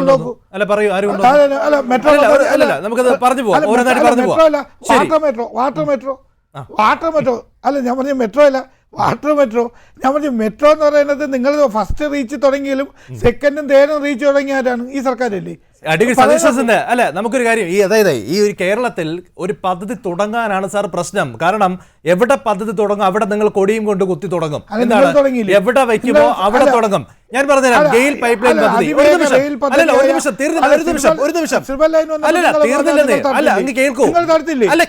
കേൾക്കൂ. ഈ ഗെയിൽ പൈപ്പ് ലൈൻ പദ്ധതി ഭൂമിക്കടിയിൽ കൂടെ പോകുന്ന ബോംബ് എന്ന് പറഞ്ഞാരാണ്? എന്ന് പറഞ്ഞ വ്യക്തി പിന്നീട് മന്ത്രിസഭയിൽ വന്നോ ഇല്ലയോ? വന്നോ? അതിനുശേഷം കണ്ണൂരിൽ മറ്റേ എയർപോർട്ട് വരുന്നു എന്ന് പറയുന്നു, വിമാനത്താവളം വരുന്നു. എന്റെ നെഞ്ചിൽ കൂടെ അല്ലാതെ ഇവിടെ ഒരു ഫ്ലൈറ്റ് ഇറക്കാൻ പറ്റില്ല എന്ന് പറഞ്ഞ നേതാവിന്റെ പേരെന്താണ്? അങ്ങ് മറന്നുപോയോ? അയാൾ എന്നിട്ട് അവിടുത്തെ ചെയർമാനായില്ലേ? ഇതുപോലെ ഏത് പദ്ധതി വന്നാലും വിഴിഞ്ഞം വന്നപ്പോൾ പറഞ്ഞ എന്താണ്? ഇതാ 6000 കോടിയുടെ കൊള്ള, ഉമ്മൻചാണ്ടിക്ക് വീട്ടിൽ കൊണ്ടുപോകാൻ കൊള്ള നടത്തുന്നു. എന്നിട്ട് ഏറ്റവും അവസാനം വന്ന് പെയിന്റ് അടിച്ച് പേരും വെച്ച് ഒപ്പിട്ടെടുത്തതിന് ശേഷം ഇതാ ഞങ്ങൾ കൊണ്ടുവന്നു. ഇതാണോ സാർ വികസനം? ഇതാണോ ചെയ്യുന്നത്? ഒരു പദ്ധതി വരുമ്പോഴത്തേക്ക് ജനങ്ങളുടെ ആശകൾ ജനങ്ങളുടെ തലയിൽ കെട്ടിവെക്കരുത്. ജനങ്ങളുടെ ആശങ്ക സിപിഎമ്മിന്റേതാണ് കേട്ടോ, ജനങ്ങളുടെ ആശങ്ക എന്ന് പറയുന്നത്. ജനങ്ങൾക്ക് ചില ആശങ്കകളുണ്ട്. നമുക്ക് സിൽവർ പദ്ധതി ഇവിടെ കൊണ്ടുവന്നു. ഏറ്റവും കൂടുതൽ ജനങ്ങൾക്ക് ആവശ്യമുള്ളതെന്ന് വെച്ചാൽ വളരെ സ്പീഡിൽ അതല്ലേ ഇപ്പം വന്നിട്ടുള്ളത്. നിങ്ങളൊന്ന് മനസ്സിലാക്കണം. ആ സിൽവർ പദ്ധതി വന്നപ്പോൾ ജനങ്ങൾ എതിർത്തില്ലേ? നാളെ UDF വന്നത് ചിലപ്പോൾ ഈ സിൽവർ പദ്ധതി അവിടെ രൂപീകരിക്കും. നിങ്ങളൊന്ന് മനസ്സിലാക്കണം. ഏറ്റവും കൂടുതൽ ഇപ്പം നിങ്ങൾ പറഞ്ഞ നാഷണൽ ഹൈവേ, ഉമ്മൻചാണ്ടി സർക്കാരിൻ്റെ അടുത്ത് നാഷണൽ ഹൈവേ നടക്കില്ല, സ്ഥലം ഏറ്റെടുക്കാൻ പറ്റില്ല. ആ നാഷണൽ ഹൈവേ പദ്ധതി പൂട്ടിയിട്ടല്ലേ വരും. അതല്ലേ നമ്മൾ ഇത്രയും വികസന രംഗത്തിലേക്ക് കൊണ്ടുവന്നിട്ടുള്ളത്. അതെന്താ നിങ്ങളത് പറയാത്തത്? വിഴിഞ്ഞം പദ്ധതി തുടങ്ങി നമുക്ക് ആശങ്ക ഉണ്ടായിരുന്നു. ആ ആശങ്ക ദൂരീകരിച്ചുകൊണ്ടല്ലേ ആ പദ്ധതി മുന്നോട്ട് പോയത്. ശരി, ലളിതമായ ചോദ്യം, എന്തായിരുന്നു നിങ്ങളുടെ ആശങ്ക? 6000 കോടിയുടെ കൊള്ള എന്നായിരുന്നു നിങ്ങളുടെ അതിൽ ആശങ്ക ഉണ്ടായിരുന്നു. എങ്ങനെയത് മാറി? അല്ല, അങ്ങ് വിശദീകരിച്ചു. ആ കൊള്ള, ആ ആശങ്ക വലിയ ആശങ്കയാണല്ലോ. 6000 കോടിയുടെ വലിയ കൊള്ള എന്നാണല്ലോ. അതെങ്ങനെ ദൂരീകരിച്ചു? എന്താണ് പിന്നീട് നിങ്ങൾക്ക് അതിനുള്ള പോംവടിയായി കിട്ടിയത്? ഞാൻ പറഞ്ഞിട്ട് അന്ന് എന്തുകൊണ്ടാണ് ഈ സർക്കാർ, അന്നത്തെ ഉമ്മൻചാണ്ടി സർക്കാർ എന്തുകൊണ്ടാണ് പ്രതിപക്ഷത്തിന് ഇരുത്തിക്കൊണ്ട് ആശങ്ക ദൂരീകരിക്കാത്തത്? പൊതുവെ എല്ലാ കാര്യങ്ങളും നിങ്ങൾ എങ്ങനെ അത് ദൂരീകരിച്ചു? ശരി, UDF സർക്കാരിന് നിങ്ങളുടെ ആശങ്ക ദൂരീകരിക്കാൻ കഴിഞ്ഞില്ല. നിങ്ങൾ എങ്ങനെ അത് മാറ്റിയെടുത്തു? നിങ്ങൾക്ക് എങ്ങനെ മാറി? മാറ്റിയെടുത്തോണ്ടേ ഇത് മുന്നോട്ട് പോയത്. അതാണ് എങ്ങനെ മാറി സാർ. ഞാൻ പറ്റില്ല ലീജിനെ ഒരു കാര്യം ചോദിക്കട്ടെ. ഇപ്പൊ നമ്മളെ നാഷണൽ ഹൈവേയില് നമ്മളെ കരമന വിട്ട് നാഷണൽ ഹൈവേയില് ഞാൻ ചോദിച്ചു വിഴിഞ്ഞം പദ്ധതി അങ്ങ് പറഞ്ഞിട്ട് നമുക്ക് അങ്ങോട്ടേക്ക് പോകാം. വിഴിഞ്ഞത്തിൽ എന്താണ് നിങ്ങളുടെ ആശങ്ക? എങ്ങനെ മാറി എന്ന് പറയും. അത് അഴിമതി അല്ല, ഞാൻ പറഞ്ഞിട്ട് അതിന് പോലെ പരിശോധന ഏത് ഫയലുകൾ പരിശോധിക്കുകയും അതിലെ തെറ്റുകൾ തിരുത്തുകയും ചെയ്തിട്ടുണ്ട്. അന്ന് വെച്ചിട്ടുള്ള ക്രൈറ്റീരിയ മാറ്റിയിട്ടുണ്ട്. നിങ്ങൾ നോക്കൂ, പരിശോധിച്ച് നോക്കൂ. ഒരു ക്രൈറ്റീരിയ മാറ്റിയില്ല. അന്ന് പറഞ്ഞതനുസരിച്ചുള്ള കാര്യങ്ങളാണ് സാർ ഇന്നും നടന്നുകൊണ്ടിരിക്കുന്നത്. അവിടെ നടന്നത് നിങ്ങളത് പറയില്ലേ? എന്ത് ക്രൈറ്റീരിയ എന്ന് പറയൂ. ഞാൻ മറ്റേ കേരളത്തിലെ ഒരു ട്രാൻസ്പോർട്ട് മന്ത്രി, ട്രാൻസ്പോർട്ട് ഇന്ന് എവിടെ ഇരിക്കുന്നു? ലാഭത്തിലല്ലേ? അല്ല, ലാഭത്തിലല്ലേ? വൻ ലാഭം ഇല്ലാന്ന് ലാഭത്തിലല്ലേ ഇന്ന് ഓടിക്കൊണ്ടിരിക്കുന്നത്? അത് ഒരു പൊതുമേഖലാ സ്ഥാപനമല്ലേ? അത് ആ വകുപ്പ് ആരെങ്കിലും കൈകാര്യം ചെയ്യുമായിരുന്നു? ഓടിക്കളയുന്നു. ഞാൻ പറഞ്ഞ ഇപ്പം നിങ്ങൾ ലോഡ് ഷെഡിങ് കേരളത്തിൽ ഈ 10 വർഷം കൊണ്ട് 9 വർഷം കൊണ്ട് എവിടെയെങ്കിലും ലോഡ് ഷെഡിങ് വന്നിട്ടുണ്ടോ? കറണ്ട് കട്ട് വന്നിട്ടുണ്ടോ? നിങ്ങൾ എവിടെയെങ്കിലും കട്ട് പരിശോധിക്കൂ. നിങ്ങൾ ഇതൊക്കെ എന്ന് പറയുന്നത് ജനങ്ങൾക്ക് ആവശ്യമുള്ള ലിജിനെ. ഇനി 3 വകുപ്പ് കൂടെ അങ്ങ് പറയേണ്ടിയിരിക്കുന്നു. ഒന്ന് ആരോഗ്യ വകുപ്പ്, ഒന്ന് വനം വകുപ്പ്, മറ്റൊന്ന് ആഭ്യന്തര വകുപ്പ്, നിശ്ചയമായി വിദ്യാഭ്യാസ വകുപ്പ്. തീർച്ചയായിട്ടും വിദ്യാഭ്യാസ വകുപ്പ്. ഈ വകുപ്പും കൂടെ അങ്ങ് പറഞ്ഞു പോകണം. പറയൂ. വിദ്യാഭ്യാസ വകുപ്പ് എന്താണ് നിങ്ങൾ പറയുന്നത്? പറയൂ. നിങ്ങൾ ആഭ്യന്തര വകുപ്പിൽ എന്താണ് നിങ്ങൾക്ക് കുഴപ്പമെന്ന് പറയുന്നത്? പറയും. എന്താണ് കുഴപ്പമെന്നല്ലോ. നോക്ക്, ക്രിമിനലുകളായ പോലീസുകാരെ 120 പേരെ പിരിച്ചുവിട്ടിട്ടുണ്ട്. ഏത് സർക്കാർ ചെയ്തിട്ടുണ്ട്? നിങ്ങൾ പറയും.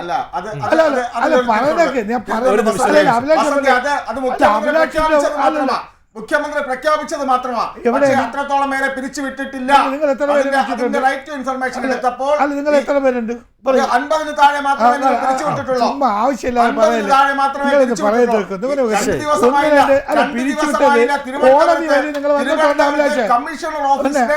കമ്മീഷണർ ഓഫീസ് കമ്മീഷണറുടെ മൂക്കിന് താഴെ ഒരു 16 വയസ്സുള്ള ഒരു ചെറുപ്പക്കാരനെ കൊച്ചുകുട്ടിയാണ് കുത്തിക്കൊന്നത്. കമ്മീഷന്റെ മൂക്കിന് താഴെയാണ്. എന്ത് ന്യായം റോഡാണ് കേരളത്തിലുള്ളത്? എന്ത് ക്രമസമാധാന നിലയാണ് നിങ്ങൾ ഭദ്രമാക്കിയിട്ടുള്ളത്? എന്ത് ക്രമസമാധാനം ഉള്ളപ്പോഴാണ് ശബരിമലയിൽ നിന്ന് സ്വർണം കൊണ്ടുപോയത്?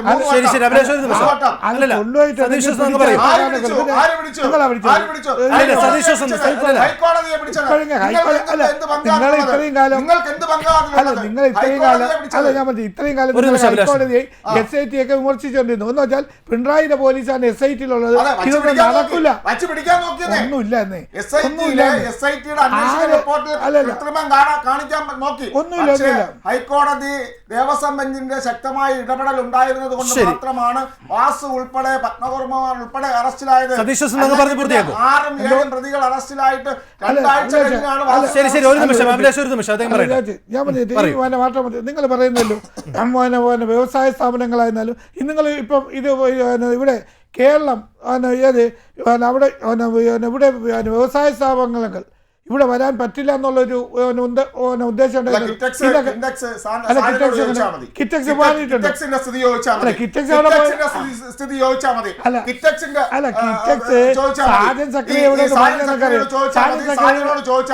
ഇവിടെ വ്യവസായം കൊണ്ടുവരാൻ സാധിക്കുമോ എന്ന് നിങ്ങളുടെ പഴയ സുഹൃത്തായിരുന്നു സാജിനോട് ചോദിച്ചാൽ എന്ത് വ്യവസായമാണ്, എന്ത് വ്യവസായമാണ്?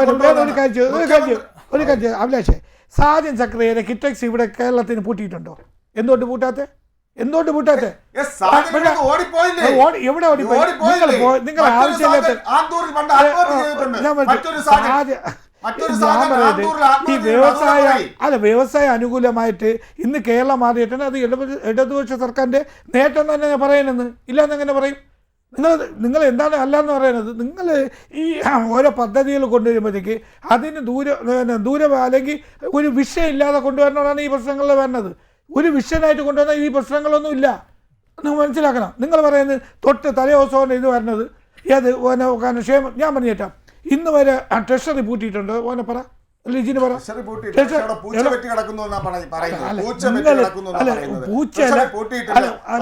അല്ല, ഒരു പൂച്ച അഭിലാഷാണ് എടുത്തോണ്ട് പോയിട്ട്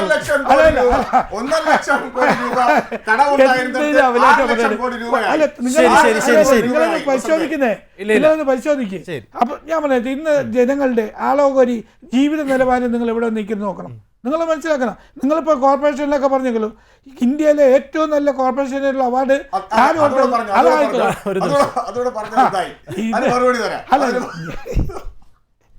അല്ല എനിക്ക് വയ്യ.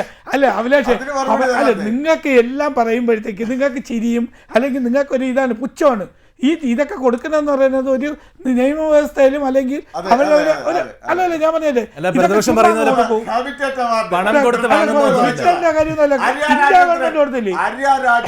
ഇന്ത്യ ഗവൺമെന്റ് കൊടുത്തില്ലേ? ബ്രിട്ടനിൽ പോയാ വാങ്ങിച്ചത് പാർലമെന്റിന്റെ അവാർഡാ വാങ്ങിച്ചത്. ഇതൊക്കെ ഞാൻ പറയട്ടെ, 2 ദിവസം കഴിഞ്ഞാൽ മനസ്സിലായത് എന്ത് അവാർഡാണ് അവിടെ നിന്ന്. ഞാൻ പറയുന്നത്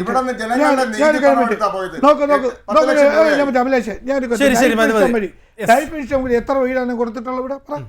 ഈ തീരമേഖലയുള്ള ആൾക്ക് 400 ഫ്ലാറ്റുകളല്ലേ ഇപ്പം വെച്ചു കൊടുത്തത് ഇത്രയും സുഖമായി? എവിടെ ഏത് സർക്കാർ ചെയ്തിട്ടുണ്ട് പറ. അപ്പം നിങ്ങളല്ല, അതുകൊണ്ടാണ് പറയുന്നത് LDF സർക്കാരിന് ഭയപേടിയൊന്നുമില്ല.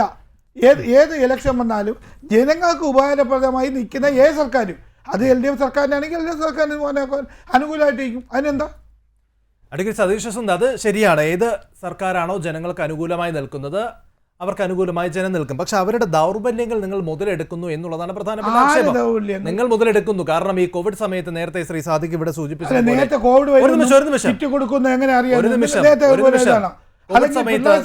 കോവിഡ് സമയത്ത് നിങ്ങൾ എന്തായിരുന്നു പ്രചരണം നടത്തിയത്? കിറ്റ് കൊടുക്കുന്നു. കിറ്റ് കൊടുത്തതിന് ശേഷം നിങ്ങൾ എന്തായിരുന്നു പ്രചരണം നടത്തിയത്? അല്ല, കോവിഡ് സമയത്ത് ജനങ്ങളെ സംരക്ഷിക്കേണ്ടത് ഈ സർക്കാരിന്റെ കഴിവല്ലേ? സംരക്ഷിക്കേണ്ടത് ഉത്തരവാദിത്തം നിങ്ങൾക്കാണ്. പക്ഷെ അത് പറഞ്ഞ് വോട്ട് പിടിക്കുന്നത് നിങ്ങളുടെ ഉത്തരവാദിത്തമല്ല. അത് കൊടുത്ത് വോട്ട് പിടിക്കേണ്ടത് ജനാധിപത്യ സംവിധാനത്തിൽ ഒരു സർക്കാരിന്റെ ഭൂഷണമല്ല. അത് ഉറപ്പാണ്. ജനാധിപത്യ സംവിധാനത്തിൽ അങ്ങനെ അത് കൊടുത്ത് ഇതുകൊണ്ട് ഞങ്ങളാണ് തന്നത്, ഒരു നിമിഷം ഞങ്ങളാണ് തന്നത്, അതുകൊണ്ട് ഞങ്ങൾ വോട്ട് ചെയ്യണം എന്ന് പറയുന്നത് അത് ഭൂഷണമല്ല. കാരണം അത് സർക്കാരിന്റെ വീട്ടിൽ നിന്ന് എടുത്തുകൊണ്ട് വന്ന പണമല്ല, നമ്മുടെ നികുതി പണമാണ്, നമുക്ക് തന്നെ തിരിച്ചു തന്നതാണ്. ഞാൻ ഒരു കാര്യം ഉത്തരവാദിത്തമാണ് സർക്കാർ. ഒരു കാര്യം വിട്ട് ഒരു ജനക്ഷേമ സർക്കാർ ഇരിക്കുമ്പോഴത്തേക്ക് ഒരു വലിയൊരു ദുരന്തം അല്ലെങ്കിൽ വലിയൊരു മഹാമാരി വരുന്നു. ആ മഹാമാരി വരുമ്പോഴത്തേക്ക് ജനങ്ങളുടെ കയ്യിൽ പൈസയില്ല, അവർക്ക് ജീവിക്കാൻ വഴിയില്ലെങ്കിൽ ആ സർക്കാർ കൊടുക്കുന്ന സാധനങ്ങളെല്ലാം നിങ്ങളത് വോട്ടെന്ന് പറഞ്ഞു അത് നമുക്ക് ഇത് തന്നുകൊണ്ടാണ് ഇതൊക്കെ വോട്ട് ചെയ്തെന്നോ നിങ്ങൾ പറയുന്നെങ്കിൽ നിങ്ങളെ കുഴപ്പമൊന്നുമല്ലാതെ എനിക്കൊന്നും പറയാനില്ല. ആ സർക്കാരിന്റെ ഇതെന്നേ കടമയാണെന്നേ. കോവിഡ് കിറ്റ് വാങ്ങിച്ചതിലും ഗ്ലൗസ് വാങ്ങിച്ചതിലുള്ള കോടിക്കണക്കിന് രൂപയുടെ അഴിമതിയുടെ കോവിഡ് കാലത്ത് എങ്ങനെ അഴിമതിവൽക്കരിക്കാമെന്ന് പഠിച്ചവരാണ് നിങ്ങൾ. ശരി, ശ്രീ എ കെ സദിഖി, തദ്ദേശ സ്വയംഭരണ സ്ഥാപനങ്ങളിലേക്കുള്ള തെരഞ്ഞെടുപ്പ് സാധാരണഗതിയിൽ ഈ ലോക്കൽ ഇഷ്യൂസ് ആണ് കൂടുതലും ചർച്ചയാവുക. അതൊക്കെ തന്നെയാണ് ഇപ്പോഴും നടക്കുക. പക്ഷേ എനിക്ക് തോന്നുന്നു മുൻകാലങ്ങളിൽ നിന്ന് വിഭിന്നമായി ഇപ്പോൾ ജനം കുറച്ചുകൂടി വിശാലമായി ചിന്തിച്ചു തുടങ്ങുന്നു എന്നതാണ്. കാരണം ഈ കേവലം പഞ്ചായത്തിലോ വാർഡിലോ ഒതുങ്ങി നിൽക്കില്ല ഇത്തവണത്തെ വിഷയം. ഈ വിലക്കയറ്റം, ഇവിടെ എന്തൊക്കെ പറഞ്ഞാലും ഈ പറഞ്ഞതുപോലെയുള്ള ബുദ്ധിമുട്ടുകൾ ജനങ്ങൾ അനുഭവിക്കുന്നുണ്ട് എന്ന കാര്യത്തിൽ തർക്കമില്ല. ആരോഗ്യവകുപ്പ് ഏതെങ്കിലും ഒരു ആശുപത്രിയിൽ പോയാൽ ജീവനോടെ തിരിച്ചു വരണോ എന്ന് ആശുപത്രി ജീവനക്കാർ ചിന്തിക്കണം. അതാണ് നമ്മുടെ സർക്കാർ ആശുപത്രികളിലെ ചില ആശുപത്രികളുടെയെങ്കിലും ഗതികേട്. ആഭ്യന്തര വകുപ്പിനെ കുറിച്ച് കൂടുതലൊന്നും പറയാതിരിക്കുന്നതായിരിക്കും ഭേദം. തലസ്ഥാന നഗരിയിൽ എന്താണ് നടന്നതെന്ന് കഴിഞ്ഞ കുറച്ച് ദിവസങ്ങൾക്ക് മുൻപ് നമ്മൾ കണ്ടതുമാണ്. ഇങ്ങനെ നിൽക്കുന്നൊരു വേളയിൽ സംസ്ഥാന വ്യാപകമായുള്ള പ്രശ്നങ്ങളും ഈ തെരഞ്ഞെടുപ്പിലേക്ക് ചർച്ചയാകുന്നു എന്നുള്ളൊരു നിരീക്ഷണത്തിലേക്കാണോ എത്തേണ്ടത്? തീർച്ചയായും ഒരു തദ്ദേശ തെരഞ്ഞെടുപ്പാണ് നടക്കുന്നതെങ്കിലും നമ്മൾ താമസിക്കുന്ന പ്രദേശത്തെ പ്രാദേശിക വിഷയങ്ങളും അതേപോലെ സംസ്ഥാനത്തെ വിഷയവും എന്തിനേറെ രാജ്യത്തിൻ്റെ മൊത്തം വിഷയവും ഉൾപ്പെടെയുള്ള വിഷയങ്ങൾ ആ തെരഞ്ഞെടുപ്പിൽ ചർച്ചയാകും. ആളുകളത് വിലയിരുത്തും. കേരളത്തിൽ പ്രത്യേകിച്ച് വിലയിരുത്തും. ആ രീതിയിൽ കേന്ദ്രം ഭരിക്കുന്ന BJPയുടെ വിഷയത്തിൽ ആളുകൾക്ക് കടുത്ത അമർഷമുണ്ട്. ഒപ്പം കേരളത്തിൽ BJPയിൽ ഈ അടുത്ത സമീപത്ത് നടന്ന കാര്യങ്ങളെല്ലാം ആളുകൾ ശ്രദ്ധിക്കുന്നുണ്ട്. അതുകൊണ്ട് ആ പാർട്ടിയെ സംബന്ധിച്ചിടത്തോളം ഒരു പ്രതീക്ഷയും ആ മുന്നണിയെക്കുറിച്ച് ഒരാളും അവർ പോലും വെച്ച് പുലർത്തുന്നില്ല. 2, ഇടതുപക്ഷത്തിൻ്റെ 10ാം വർഷത്തെ ഭരണം. ഇവിടെ ബഹുമാന്യനായ അഡ്വക്കേറ്റ് സതീഷ് വസന്ത് കുറേ കാര്യങ്ങൾ പറഞ്ഞത് കേട്ടാൽ ഇവിടെ കേരളത്തിൽ ഇനി ഒന്നും ചെയ്യാനില്ല. അങ്ങനെയാണെങ്കിൽ പിന്നെ മൂന്നാമത്തെ ഒരു ഭരണത്തിൻ്റെ ആവശ്യമില്ല. കാരണം എല്ലാം പൂർത്തിയായി, എല്ലാം മെച്ചപ്പെട്ടെങ്കിൽ ഇനിയിപ്പം അതീവ ദരിദ്രരില്ല, പൊതുമേഖലാ സ്ഥാപനങ്ങളെല്ലാം ലാഭം, മാവേലി നാടുവാണെന്നൊരു കാലമാക്കി കഴിഞ്ഞാൽ പിന്നെ എന്തിനാണ് വീണ്ടും ഒരു ഭരണത്തിൻ്റെ ആവശ്യം എന്താണ്? അപ്പോൾ ഇവിടെ നമുക്ക് നോക്കാം. ഇവിടെ നമ്മൾക്ക് ഓരോരുത്തർക്കും ഊഴം കിട്ടുമ്പോൾ നമുക്ക് എന്ത് വേണമെങ്കിലും പറയാം. ഒരു നിയന്ത്രണവുമില്ല, ഒരു ലൈസൻസും വേണ്ട, ഒരു തെളിവും വേണ്ട. പക്ഷേ ഇത് കാണുകയും കേൾക്കുകയും ചെയ്യുന്ന 10,000-കണക്കിന് ലക്ഷക്കണക്കിന് ആളുകളുണ്ട്. അവരുടെ കയ്യിൽ നമ്മളെക്കാൾ കൃത്യമായ രേഖകളുണ്ട്. ഇലക്ട്രിസിറ്റി ബോർഡിൻ്റെ നഷ്ടം എത്ര കോടിയാണെന്നറിയാമോ? ഇലക്ട്രിസിറ്റി ബോർഡ് ഏതാണ്ട് ഒരു 10,000-50,000 കോടി ഈ രൂപയുടെ നഷ്ടത്തിലാണ്. അവിടെ പുതിയ നിയമനങ്ങളില്ല. പിന്നെ കറണ്ട് കട്ടില്ല എങ്കിൽ നന്ദി പറയേണ്ടത് മൻമോഹൻ സിംഗിൻ്റെ ആണവക്കരാറിനോടാണ്. ആ ആണവക്കരാർ വന്നപ്പോൾ 1ാം UPA സർക്കാരിനെതിരെ അവിശ്വാസ പ്രമേയം ഒപ്പിടാൻ പാർലമെൻറ്റിൽ പാസ്സാക്കാൻ BJPയുടെ തോളിൽ കൈയിട്ട CPMന് ആണവക്കരാറിനെ കുറിച്ച് പറയാൻ എന്താ അർഹത? അന്ന് മരിച്ചുപോയ VS അച്യുതാനന്ദൻ കുടംകുളം, തമിഴ്നാട്ടിലാണ് അതിൻ്റെ റിയാക്ടർ യുറേനിയം പ്ലാന്റ്, അവിടെ പോയി അത് തടയാൻ വേണ്ടി തമിഴ്നാട്ടിലുള്ളവർക്ക് മലയാളികളെക്കാൾ വിവരമുള്ളത് കൊണ്ട് തമിഴ്നാട്ടിലെ CPM നിലം തൊടാൻ സമ്മതിച്ചില്ല, തിരിച്ചു വിട്ടു. ആ കുടംകുളം പദ്ധതി അവിടെ ഉള്ളത് കൊണ്ടാണ് ഇവിടെ പവർ കട്ടില്ലാത്തത്. അല്ലാതെ പിണറായി വിജയൻ എന്ന മുഖ്യമന്ത്രിയുടെ നേട്ടമല്ല. അവകാശപ്പെടാം, അത് ഈ കാണാൻ കൊള്ളാവുന്ന കുഞ്ഞുങ്ങളുടെ എല്ലാം പിതൃത്വം അവകാശപ്പെടുന്ന പഴയ ഒരു കഥാപാത്രം നമ്മുടെ വൈക്കം മുഹമ്മദ് ബഷീർ നമ്മളെ പഠിപ്പിച്ചു തന്നിട്ടുണ്ട്. പേരെല്ലാവർക്കും അറിയാം. ഇപ്പോൾ ആ പേരുകളൊന്നും പറയാൻ പറ്റത്തില്ല, കാരണം പലരെയും ആക്ഷേപിക്കുന്നെന്നും പറഞ്ഞ് കേസ് വരും അഭിലാഷേ, അതുകൊണ്ട് പേരൊന്നും പറയണ്ട. അങ്ങനെ ഒരു കഥാപാത്രമുണ്ടെന്ന് മാത്രം നമുക്ക് പറയാം. ഇനി വിഴിഞ്ഞം, വളരെ ശാസ്ത്രീയമായി നമ്മൾ പറഞ്ഞാൽ ഒരു അച്ഛനും അമ്മയ്ക്കും ഒരു കുഞ്ഞ് ആ അമ്മയുടെ ഉദരത്തിൽ രൂപം കൊണ്ടാൽ 280-ാം ദിവസം ആരും ഇടപെട്ടില്ലെങ്കിലും പ്രസവിക്കും. അതുപോലെ ഒരു പദ്ധതി ആർജവമുള്ള, ഇച്ഛാശക്തിയുള്ള, വികസനവും കരുതലവും അതിവേഗം ബഹുദൂരം വരണമെന്നൊക്കെ ആഗ്രഹിച്ച ഒരു മുഖ്യമന്ത്രി ഈ കേരളത്തിൽ ഉണ്ടായത് കൊണ്ട് മാത്രമാണ് വിഴിഞ്ഞം എന്ന് പറഞ്ഞൊരു പദ്ധതി വന്നത്. അതിന് തറക്കല്ലിട്ടു. എത്രയോ അനുമതികൾ വേണം ഒരു തുറമുഖമുണ്ടാകണമെങ്കിൽ, പാരിസ്ഥിതിക പഠനം എത്രയോ അത് മുഴുവൻ വാങ്ങിക്കൊണ്ടാണ് അദ്ദേഹം ആ കരാർ ഒപ്പിട്ടത്. ആ കരാർ ഒപ്പിട്ടിട്ട് അന്ന് തന്നെ പറഞ്ഞു 1000ാമത്തെ ദിവസം ഇത് ഉദ്ഘാടനം നടക്കും. പക്ഷേ തെരഞ്ഞെടുപ്പിൽ ജയിച്ചില്ല.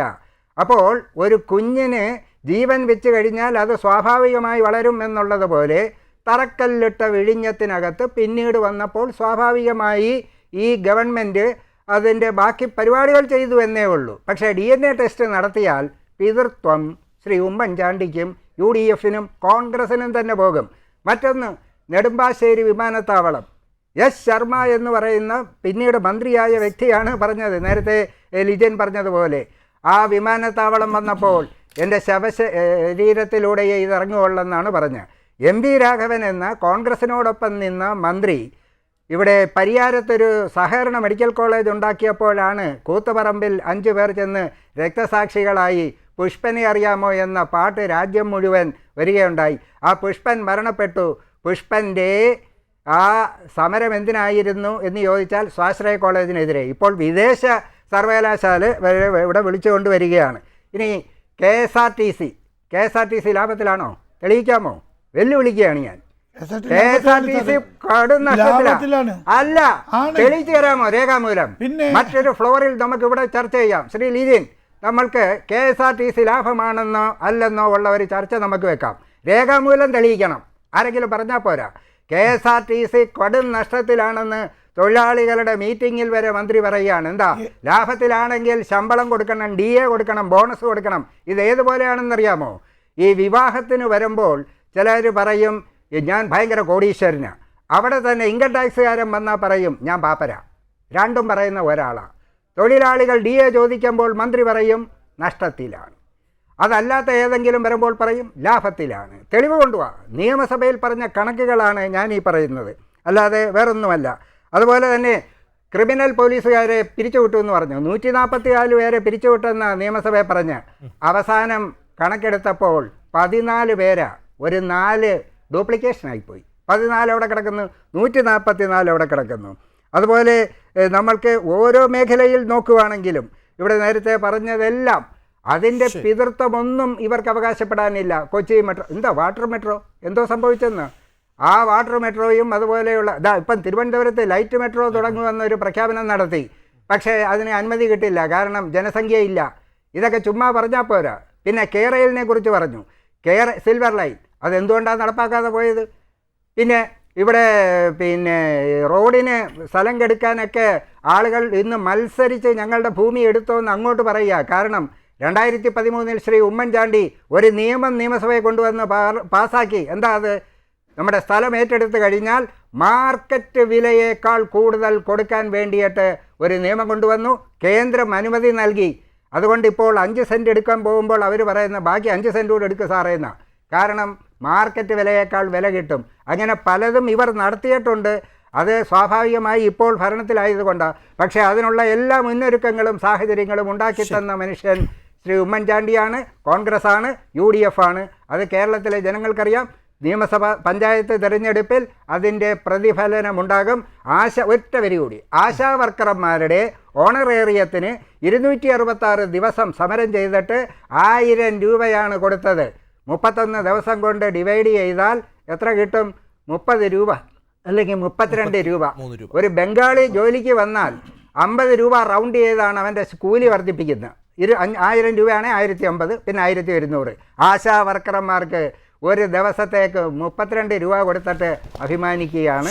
അതുകൊണ്ട് ഒരു കാരണവശാലും ഇപ്പോൾ ഈ പണം കൊടുത്ത് തെരഞ്ഞെടുപ്പ് വന്ന ഈ ഓണത്തിന് ബോണസ് കൊടുക്കുന്ന പോലെ തെരഞ്ഞെടുപ്പിന് ഇത്തരത്തിൽ ചില നക്കാപ്പിച്ച ആനുകൂല്യങ്ങൾ കൊടുത്ത് കേരളത്തിലെ ജനങ്ങളെ കബളിപ്പിക്കാൻ നോക്കണ്ട. പ്രബുദ്ധരായ വോട്ടർമാർക്ക് അത് തിരിച്ചറിയാനുള്ള കഴിവ്. ഏറ്റവും അവസാനം ഞാൻ നേരത്തെ സൂചിപ്പിച്ചതിൻ്റെ കൂടെ ചേർത്ത് വെക്കാനുള്ളത് ശബരിമല സ്വർണ്ണക്കൊള്ളയാണ്. ഇപ്പോൾ എവിടെ എത്തി നിൽക്കുന്നു, അല്ലെങ്കിൽ ആരിലേക്കാണ് അന്വേഷണം എത്തുന്നത്, ആരിലേക്കാണ് അടുത്ത് പോകുന്നത് എന്നതൊക്കെ തന്നെ കേരള സമൂഹം ചർച്ച ചെയ്തുകൊണ്ടിരിക്കുകയാണ്. ഈ പറഞ്ഞതുപോലെ എല്ലാ വിഷയങ്ങളും, ശബരിമല ഉൾപ്പെടെയുള്ള വിഷയങ്ങൾ ഈ തദ്ദേശ തെരഞ്ഞെടുപ്പിൽ ചർച്ചയാകും എന്ന് തന്നെയാണോ കോൺഗ്രസും UDF പ്രതീക്ഷിക്കുന്നത്? നിശ്ചയമായും ലിജിൻ, ശബരിമല വിഷയം, ശബരിമലയെ തകർക്കുവാൻ വേണ്ടി ഈ മാർക്സിസ്റ്റ് പാർട്ടിയും LDF നടക്കുന്ന ഗൂഢാലോചന, അതുൾപ്പെടെയുള്ള കാര്യങ്ങൾ ഈ തെരഞ്ഞെടുപ്പിൽ ചർച്ചയാവും. കഴിഞ്ഞ 10 വർഷക്കാലമായി നേരാവണ്ണം ഒരു മണ്ഡലകാലം അവിടെ നടന്നുവെന്ന് നമുക്ക് പറയാൻ സാധിക്കുമോ? 2017 തൊട്ട് പരിശോധിച്ച് കഴിഞ്ഞാൽ എല്ലാ മണ്ഡലകാലവും ഓരോ വിഷയങ്ങളാണ്. അയ്യപ്പന്മാർ അവിടെ സഹിച്ചു പോവുകയാണ്. കഴിഞ്ഞ ദിവസങ്ങളിൽ 12-13 മണിക്കൂർ ക്യൂ നിന്നതിന് ശേഷം ശബരിമലയിൽ നിന്ന് തിരിച്ചു വന്ന് പന്തളത്ത് വന്ന് അവിടെ മാലയൂരി അവിടുത്തെ അയ്യപ്പനെ തൊഴുത് തിരിച്ചു പോകുന്ന കേരളത്തിലുള്ള അയ്യപ്പന്മാർ ഉൾപ്പെടെയുള്ളവരാണ് സ്ഥിതി. കാരണം ഒരു സജ്ജീകരണങ്ങളും ശബരിമലയിൽ ഏർപ്പെടുത്തിയിട്ടില്ല. ഈ അയ്യപ്പ സംഗമം നടത്തിയ സമയത്തെങ്കിലും അതിനുശേഷമെങ്കിലും അതിന്റെ ഒരു ചെറിയൊരു അംശമെങ്കിലും സംഗമം നടത്തുവാൻ വേണ്ടി ഞാൻ പറഞ്ഞോട്ടെ. ആ സമയത്തല്ലല്ലോ, അങ്ങനെയല്ലോ.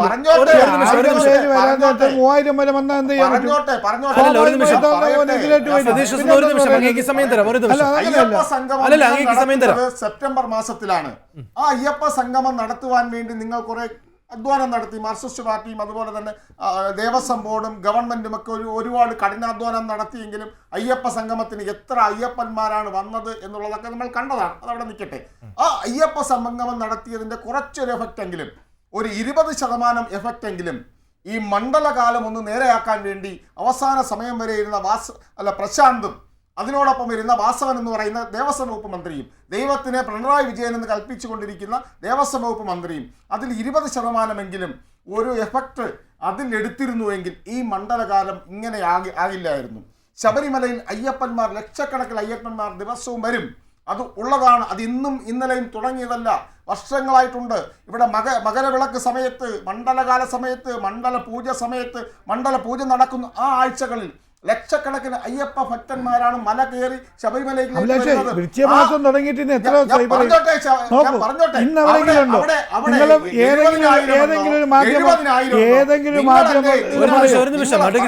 ഏതെങ്കിലും മാധ്യമം റിപ്പോർട്ട് ചെയ്തിട്ടുണ്ടോ?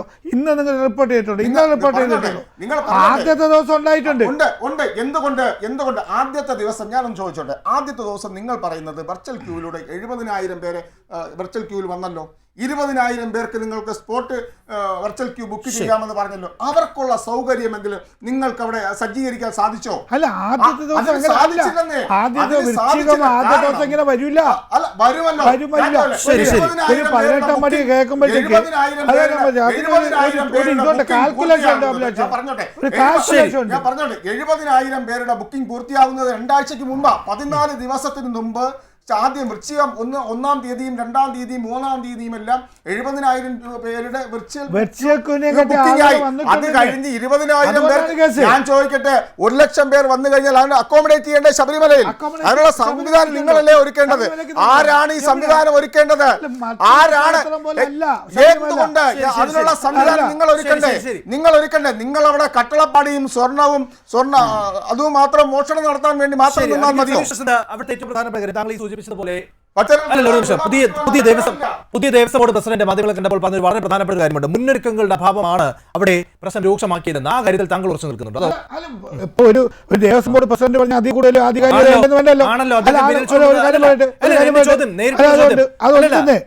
ശ്രീ കെ ജയകുമാർ അന്ന് ദേവസ്വം ബോർഡ്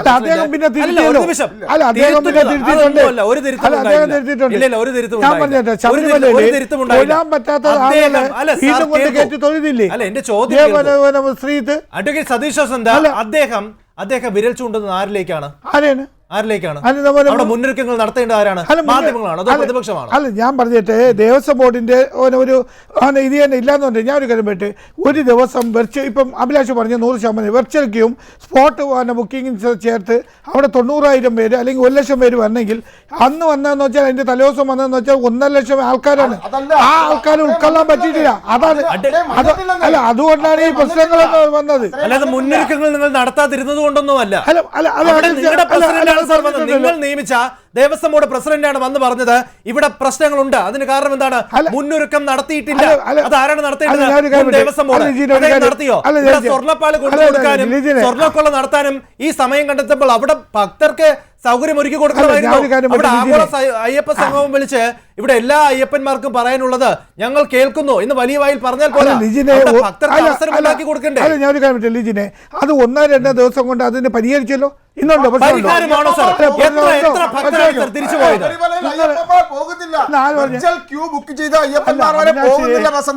അതാണ് യാഥാർത്ഥ്യം. അയ്യപ്പന്മാർ പോകുന്നില്ല, അതാണ് യാഥാർത്ഥ്യം. അഡ്വക്കേറ്റ് സതീഷ് വസന്ത് അവിടുത്തെ advocate Satheesh Vasanth advocate Satheesh Vasanth advocate Satheesh Vasanth advocate Satheesh Vasanth അവിടെ ആദ്യ ദിവസം ഇത്രയും തിരക്കുണ്ടായി, ഭക്തർ തിരിച്ചു പോയത് അങ്ങ് കണ്ടായിരുന്നു, അവിടെ പ്രതികരണം കണ്ടായിരുന്നു. അല്ല, തിരിച്ചു പോയി എത്ര പേരുണ്ട്? അതൊന്നും പോയിട്ടൊന്നുമില്ല. ആരും പോയിട്ടില്ല. തിരിച്ചു പോയി അവർ പറഞ്ഞ് ബുദ്ധിമുട്ടുണ്ട് എന്ന് പറഞ്ഞ് തിരിച്ചു പോയത് താങ്കൾ കണ്ടില്ല. അപ്പൊ താങ്കളാണ് പത്രവും ഞാൻ പത്രം അല്ലല്ല മറ്റേ കുറച്ച് പേർക്ക് ആ ബുദ്ധിമുട്ടുണ്ടായിട്ട് കാര്യം എന്താ ഈ 7-8 മണിക്കൂർ ആദ്യത്തെ ദിവസം 18 മണിക്കൂർ വരെ ക്യൂ 18 മണിക്കൂർ അവർ പറയുന്നതാണ് ഭക്തരെ നിൽക്കരുത്. അല്ലല്ല, അഡ്വക്കേറ്റ് സതീഷ് വസന്ത് ഭക്തർ പറഞ്ഞതാണ്, അല്ലാതെ പ്രതിപക്ഷമോ മാധ്യമങ്ങളോ പറഞ്ഞതല്ല. അവിടെ നിന്ന് വന്ന ആളുകൾ പറയുന്നത്. അല്ല, ഞാൻ ഒരു പർവ്വതീകരിച്ച് പറയാൻ വേണ്ടി മാധ്യമങ്ങളൊന്നും നിങ്ങൾ പറയണ്ട. എന്തുകൊണ്ട് ഇന്നലെ ഇന്ന് നോക്കാതെ പറയാത്തത്? അല്ല, നിങ്ങൾക്ക് ഇടപെട്ടല്ലേ പറ്റൂ. ഇടപെടണ്ടേ? അത് ഉത്തരവാദിത്തമാണ്. അല്ലാതെ എന്തുകൊണ്ട് നിങ്ങൾ പറഞ്ഞില്ല, എന്തുകൊണ്ട് മാധ്യമങ്ങളിൽ വാർത്ത വന്നില്ല എന്ന് നിങ്ങളുടെ ക്രെഡിറ്റ് ഒന്നും അല്ലാതെ അത് ക്രെഡിറ്റ് ഒന്നുമല്ല. അത് നിങ്ങൾക്ക് ചെയ്തേ പറ്റൂ, നിങ്ങളുടെ ഉത്തരവാദിത്തമാണ്. അതിനാണ് നിങ്ങൾ അധികാരം തന്ന് ജനം തെരഞ്ഞെടുത്ത് അവിടെ കൊണ്ടിരുത്തിയിരിക്കുന്നത്. അല്ലാതെ കുടുംബം പീഡിപ്പിക്കാനൊന്നുമല്ല.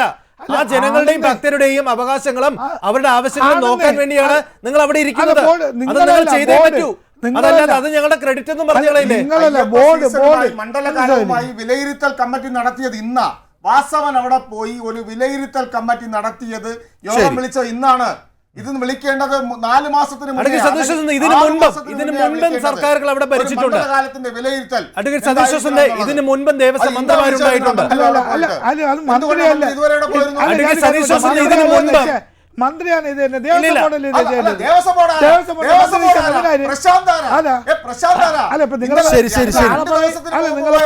ദേവന്മാർ നമ്മളാളെന്ന് പറയും.